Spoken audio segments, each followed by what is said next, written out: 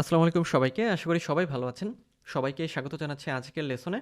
আমাদের আজকের লেসনে আমরা কিছু গুরুত্বপূর্ণ বিষয় জানব। অ্যাড রান করার আগে কোন বিষয়গুলো আপনার জানতে হবে বা অবশ্যই আপনার ক্লিয়ার ধারণা রাখতে হবে। ওকে?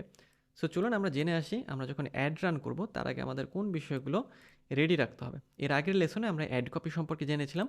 আজকে আমরা জানব আমরা আস্তে আস্তে অ্যাড ক্যাম্পেইনের দিকে যাচ্ছি। তো অ্যাড ক্যাম্পেইনের দিকে যাওয়ার আগে আমাদের কিছু বিষয় মাথায় রাখতে হবে। সেটাই আজকে আমরা জানব। তো আমরা যখন অ্যাড ক্যাম্পেইনে যাব, কি মাথায় রাখতে হবে আমাদের? প্রথম বিষয়, আমরা কোন ধরনের অ্যাড রান করছি? আমরা অ্যাওয়ারনেস অ্যাড রান করছি নাকি অ্যাকশন অ্যাড রান করছি? এখন এই দুটি জিনিস আবার কি? অ্যাওয়ারনেস অ্যাড কি আর অ্যাকশন অ্যাড কি? অ্যাওয়ারনেস অ্যাড হচ্ছে, ধরুন আপনার একটি বিজনেস আছে, আপনার বিজনেস একেবারেই নতুন, কেউ আপনার বিজনেসকে চেনে না।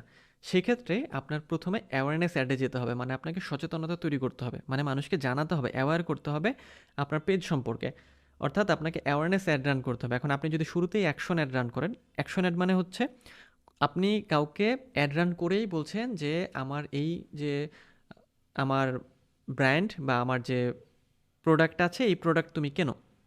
এটা হচ্ছে অ্যাকশন। মানে অ্যাকশন বলতে আমরা ইউজারদের বলি বা ইউজারদের ইনফ্লুয়েন্স করি কোনো কিছু কিনতে, কোনো একটা অ্যাকশন নিতে। এটা হচ্ছে অ্যাকশন অ্যাড। কিন্তু যদি আপনি ভালো মার্কেটিং করতে চান বা ভালো মার্কেটার হতে চান, তাহলে যদি আপনার ব্র্যান্ড নতুন হয় বা আপনার যে বিজনেস সেটা মাত্র নতুন শুরু হয়েছে, মানুষ এখনও সেটা সম্পর্কে জানে না, সেক্ষেত্রে আপনাকে প্রথমে অ্যাওয়ারনেস অ্যাড রান করতে হবে এবং এরপরে অ্যাকশন অ্যাডে যেতে হবে।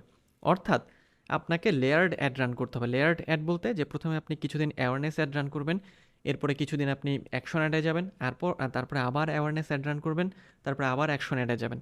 এভাবে লেয়ার্ড অ্যাড যদি আপনি রান করেন, মানে স্তরীভূত বা স্তরে স্তরে অ্যাড রান করেন, এই দুটো বিষয় মাথায় রেখে, সেক্ষেত্রে আপনি ভালো রেজাল্ট পাবেন।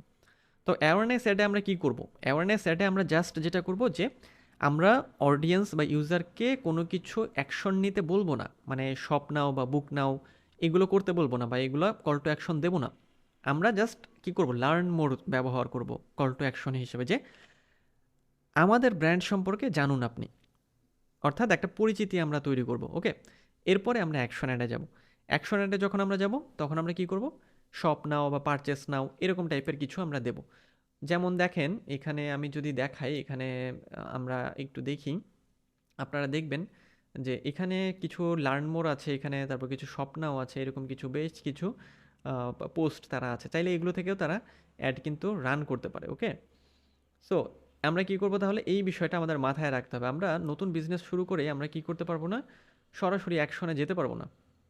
কারণ কি? কারণ অডিয়েন্স তো আমাদের চেনে না বা আমাদের যে ব্র্যান্ড সেটা সম্পর্কে আসলে মানুষকে প্রথমে একটু জানাতে হবে। কারণ যদি আপনার একটি পরিচিতি তৈরি হয়, সেক্ষেত্রে আপনি ভালো সেল পাবেন। সো ধীরে ধীরে আপনাকে প্ল্যান করে এগোতে হবে। ওকে? সো আমরা তাহলে কি করব, আমরা লেয়ার্ড অ্যাড চালাবো। আমাদের নতুন বিজনেসের ক্ষেত্রে আমরা প্রথমে অ্যাওয়ারনেস অ্যাড রান করবো, এরপরে অ্যাকশন অ্যাড রান করবো। আর যদি আপনার পুরাতন বিজনেস হয়ে থাকে, চাচ্ছেন এখন অ্যাড রান করবেন, সেক্ষেত্রে আপনি সরাসরি অ্যাকশন অ্যাডে চলে যাবেন। ওকে? নেক্সট, টার্গেটিং সম্পর্কে আপনার ধারণা রাখতে হবে। টার্গেটিং কি? টার্গেটিং বলতে আমি কাদের কাছে আমার যে প্রোডাক্ট সেল করব এটা। অর্থাৎ কারা আমার টার্গেটেড কাস্টমার। যেমন আমি শুরুর দিকে লেসনে মার্কেটিং স্ট্র্যাটেজিতে আমি বলেছিলাম যে আমরা যখন স্ট্র্যাটেজি সাজাই তখন আমাদের মাথায় রাখতে হয় চারটি বিষয়: product, customer, channel, content. So আমার প্রোডাক্ট কি হয়, যদি মেন্স শার্ট হয় এবং ক্যাজুয়াল শার্ট হয়, সেক্ষেত্রে আমার টার্গেট কাস্টমার কারা হবে? আমার টার্গেট কাস্টমার কলেজ বা ইউনিভার্সিটি স্টুডেন্ট বা ইয়াং প্রফেশনালস এরা। সো এটা ঠিক করতে হবে যে আমার অডিয়েন্স কারা, আমার অডিয়েন্সকে আমার মাথায় রাখতে হবে এবং আমার অডিয়েন্সকে মাথায় রেখে আমার কাজ করতে হবে। ওকে? সো টার্গেটিংটা জানতে হবে এবং একই সাথে লোকেশন মাথায় রাখতে হবে যে অমুক লোকেশনের অমুকদের কাছে আমি আমার প্রোডাক্ট সেল করব। খেয়াল করবেন, কোনো কোনো প্রোডাক্ট কোনো কোনো এলাকায় ভালো চলে, আবার কোনো কোনো জায়গায় কিন্তু চলে না। সো এটা আপনার মাথায় রাখতে হবে যে কোন প্রোডাক্ট আসলে কোথায় চলে, এটা আপনার মাথায় রাখতে হবে। এই জন্য আপনাকে যেটা করতে হবে, অ্যাড রান করার আগে আপনার প্রোডাক্ট সম্পর্কে, আপনার কাস্টমার সম্পর্কে আপনার খুব সুন্দরভাবে রিসার্চ করে নিতে হবে এবং আপনার বাজেট সম্পর্কে আপনাকে খাতা কলম নিয়ে বসে হিসাব করতে হবে যে কত দিনের জন্য আপনি অ্যাড রান করবেন, কাদের জন্য অ্যাড রান করবেন, কী ধরনের অ্যাড রান করবেন। এগুলো যখন আপনি ফাইন্ড আউট করে ফেলতে পারবেন তখন আপনি খুব সুন্দরভাবে একটা অ্যাড রান করতে পারবেন বা ভালো অ্যাড রান করতে পারবেন। সো যদি আপনি মার্কেটার হতে চান অবশ্যই আপনার এই বিষয়গুলো মাথায় রাখতে হবে। কী কী বিষয়গুলো? প্রথমে হচ্ছে আপনার প্রোডাক্ট আইডেন্টিফাই করতে হবে, ওই প্রোডাক্টের কাস্টমার কার হবে সেটা, এবং আপনার বাজেট কি, আপনি অ্যাড কপিতে কোন বিষয়গুলো দিচ্ছেন সেটা মাথায় রাখতে হবে। ওকে, নেক্সট, কাস্টমার জার্নি। এটা সম্পর্কেও আমাদের জানতে হবে। কাস্টমার জার্নি বা কাস্টমার প্রবলেম। কাস্টমার জার্নি বা কাস্টমার প্রবলেমটা হচ্ছে আমরা যে প্রোডাক্ট সেল করি, মানে আমাদের মূল উদ্দেশ্যই তো সেল করা থাকে। আমরা যখন অ্যাড রান করি আমরা কোনো প্রোডাক্টকে সেল করতে চাই, তো কাদের কাছে সেল করব? কাস্টমারের কাছে। তো কাস্টমার কেন আমার প্রোডাক্ট কিনবে, কেন তার ওটা প্রয়োজন, এটা আপনাকে আইডেন্টিফাই করতে হবে। এখন ধরে নিচ্ছি আমরা মেন্স শার্ট বিক্রি করি বা ছেলেদের শার্ট আমরা বিক্রি করব। এখন আমার শার্টের মধ্যে আসলে কোন জিনিসগুলো স্পেশাল আছে সেটা আপনাকে ফাইন্ড আউট করতে হবে, যে আমার শার্টে আসলে এই জিনিসটা বেশি আছে আছে দেখেই আমার শার্ট ইয়াং যারা আছে বা ইউনিভার্সিটি বা কলেজের যে স্টুডেন্ট আছে তারা আমার শার্ট কিনতে আগ্রহী হবে। ওকে, যেমন আপনি যেটা করতে পারেন, শার্টের দাম কম রাখতে পারেন, শার্টের ডিজাইন ইউনিক করতে পারেন, শার্টে আলাদা ইউনিক কিছু নিয়ে আসতে পারেন। ওকে, কোনো ভালো ডিসকাউন্ট দিতে পারেন, কারণ চারিদিকে প্রচুর পরিমাণ শার্ট আছে এবং এর মধ্যে থেকে কাস্টমার আসলে কোন সমস্যাটা ফেস করছে সেটা আপনাকে আইডেন্টিফাই করতে হবে। সো এটাই হচ্ছে কাস্টমার প্রবলেম বা কাস্টমার্স প্রবলেম বা কাস্টমার জার্নি। অর্থাৎ একজন কাস্টমার কী খুঁজবে, সে যখন একটা শার্ট কিনবে সে চাইবে যে একটু ভালো শার্ট পেতে এবং কম দামে পেতে। সো আপনি যদি এটা পূরণ করতে পারেন সেক্ষেত্রে আপনার সেলস অবশ্যই ভালো হবে। সো এই রকমভাবে প্রত্যেকটা প্রোডাক্টের জন্য আপনার অ্যানালাইজ করতে হবে যে নির্দিষ্ট প্রোডাক্টের কাস্টমার জার্নি বা কাস্টমারের প্রবলেম কী এবং ওই প্রবলেমটা আপনি সলভ কিভাবে করবেন। ওকে, সো এটা আসলে মানে যে প্রোডাক্ট বা যে নিশ আপনার থাকবে, যে টপিক, তা সেটা মাথায় রেখে আপনাকে অ্যানালাইজ করতে হবে। নেক্সট হচ্ছে ক্যাম্পেইন টাইপ বা গোলস। যেমন আমরা কি ক্যাম্পেইন টাইপ আমাদের হবে, হ্যাঁ, আমরা কি অ্যাওয়ারনেস অ্যাড চালাবো নাকি অ্যাকশন অ্যাড চালাবো, কোন ধরনের অ্যাড আমরা চালাবো সেটা আপনাকে আইডেন্টিফাই করে নিতে হবে। ক্যাম্পেইনের বাজেট, যেটা আমি একটু আগেই বলেছি, যে কত দিনের জন্য আপনি অ্যাড রান করবেন, কত বাজেটে অ্যাড রান করবেন, সেটা আপনাকে আইডেন্টিফাই করতে হবে। নেক্সট এরপরে অ্যাড কপি, যেটা সম্পর্কে আমরা আগে জেনেছি অ্যাড কপি সম্পর্কে।